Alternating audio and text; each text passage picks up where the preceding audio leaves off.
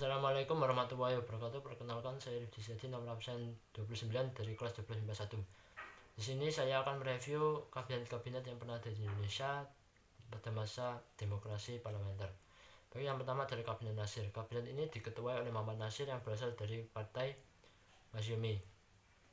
Dalam kabinet ini terdapat beberapa program, yaitu seperti menggiatkan usaha keamanan dan ketenteraman.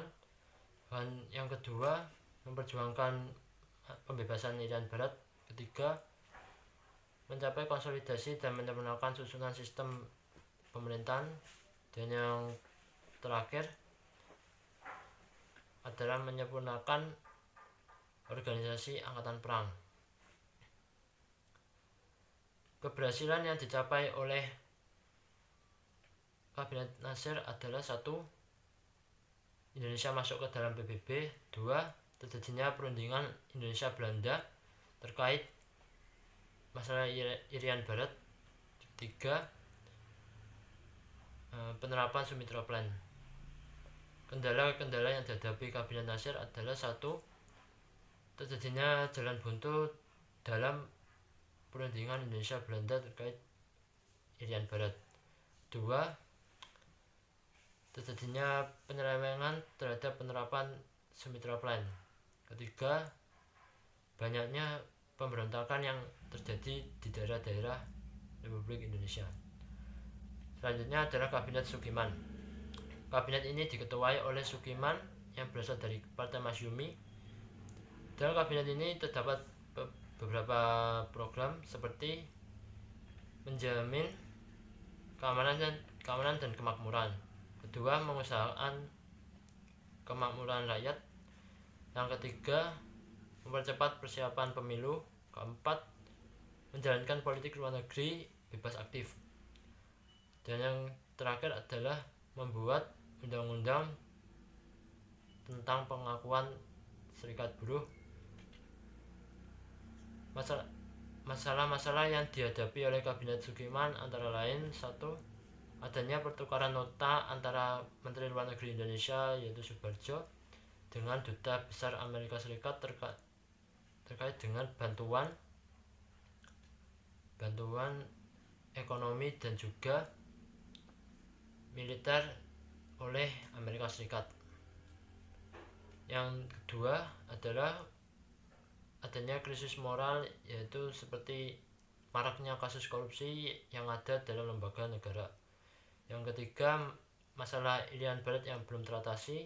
Dan yang terakhir adalah hubungan Sukiman dengan TNI AD tidak baik.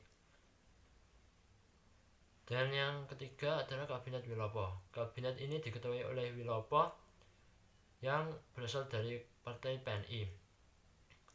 Program dalam Kabinet Wilopo dibagi menjadi dua, yaitu dalam negeri dan juga luar negeri. Program yang ada dalam negeri yaitu seperti menyelenggarakan pemilihan umum. Kedua, meningkatkan kemakmuran rakyat. Ketiga, meningkatkan pendidikan dan pemulihan keamanan. Program luar negeri yang ada dalam Kabinet Wilopo adalah: 1. Penyelesaian masalah Irian Barat. Penyelesaian hubungan antara Indonesia dan Belanda. 2. Pengembalian Irian Barat ke dalam Republik Indonesia. Ketiga, menjalankan politik luar negeri bebas aktif. Kendala-kendala yang dialami oleh Kabinet Wilopo antara lain: 1. Adanya krisis ekonomi yang ada di Indonesia. 2. Terjadinya defisit kas negara. Yang ketiga, munculnya gerakan separatisme. Keempat, terjadinya peristiwa 17 Oktober 1952. Dan yang keempat adalah Kabinet Ali Sostro Midjoyo. Kabinet ini diketuai oleh Ali Sostro Midjoyo yang berasal dari Masyumi, PNI. Program pokok dari Kabinet Ali Sostro Midjoyo ini adalah: 1. Meningkatkan keamanan dan kemakmuran serta segera menyelenggarakan pemilu. Kedua, pembebasan Irian Barat. Ketiga, pelaksanaan politik luar negeri bebas aktif dan peninjauan kembali perjanjian KMB. Keempat, penyelesaian pertikaian politik. Keberhasilan yang dicapai oleh kabinet ini adalah 1. Persiapan pemilihan umum. 2. Menyelenggarakan konferensi Asia Afrika. Dan yang ketiga adalah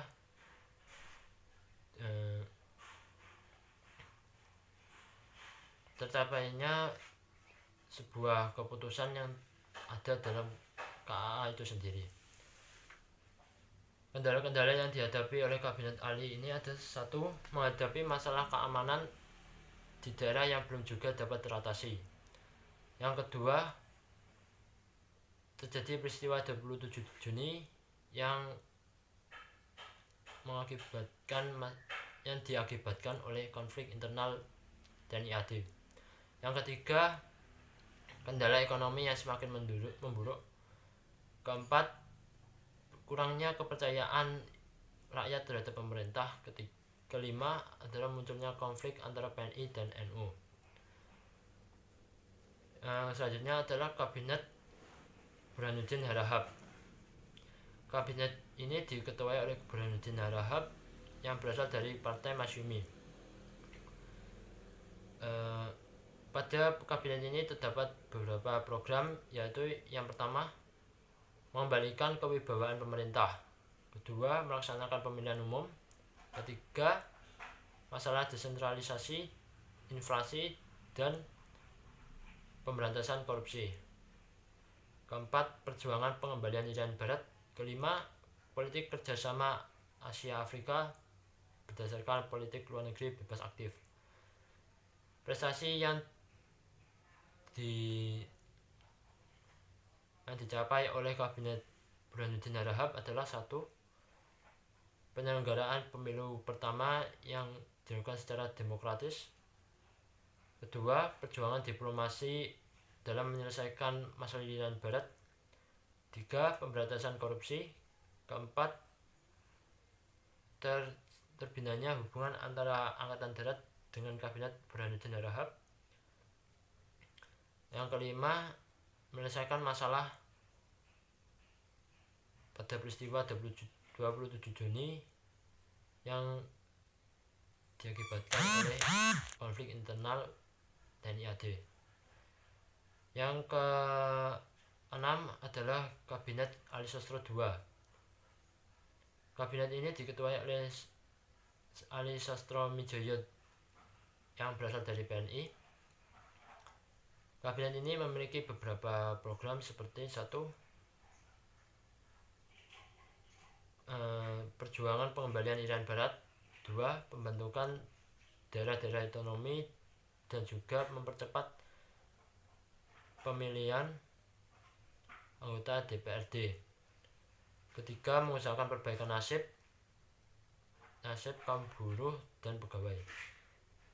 Keempat, menyehatkan perimbangan keuangan negara. Kelima, mewujudkan perubahan ekonomi kolonial menjadi ekonomi nasional. Yang keenam, ada pembatalan KMB. Ketujuh, pemulihan keamanan dan ketertiban negara. Kedelapan, ada melaksanakan keputusan KAA. Kendala-kendala yang dialami oleh kabinet ini antara lain berkorbannya semangat anti Tiongkok. 2. Munculnya pergolakan atau kekacauan di daerah pinggiran Republik Indonesia. 3. Memuncaknya krisis di berbagai daerah. Keempat, pembatalan KMB. Kelima, timbulnya perpecahan antara Masyumi dan NU. Masyumi dan PNI. Dan yang terakhir adalah Kabinet Juanda. Kabinet ini kabinet pertama kali di Indonesia yang seluruh anggota kabinetnya diisi oleh para ahli dan pakar yang bergerak sesuai dengan bidangnya. Kabinet ini diketuai oleh Juanda dan memiliki beberapa program seperti membentuk Dewan Nasional, normalisasi keadaan Republik Indonesia, ketiga melancarkan pelaksanaan pembatalan KMB, keempat perjuangan pengembalian Irian Barat, dan kelima mempercepat proses pembangunan.